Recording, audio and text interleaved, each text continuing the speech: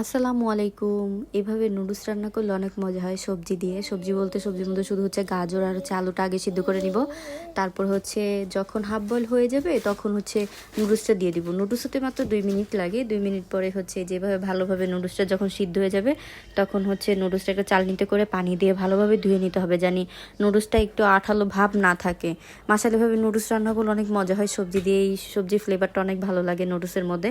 আর হচ্ছে কড়াইটা অনেক ভালোভাবে তাতায় নিতে হবে, জানি আর কি নুডলসটা না লেগে যায়। এইসব কড়াইতে এমনিতেও একটু কম লাগে।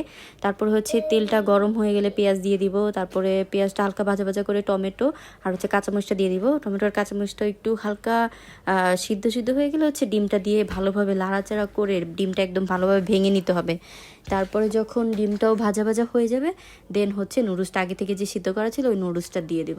এ দেখেন মাশাআল্লাহ এখনই অনেক সুন্দর লাগতেছে। আমি অবশ্য আমার বাচ্চার জন্য এখান থেকেই মশলা দেওয়ার আগে আর কি বাচ্চার জন্য উঠায় রাখছিলাম। বাচ্চাও খেয়ে অনেক মজা পায় এভাবে নুডলস রান্না করলে।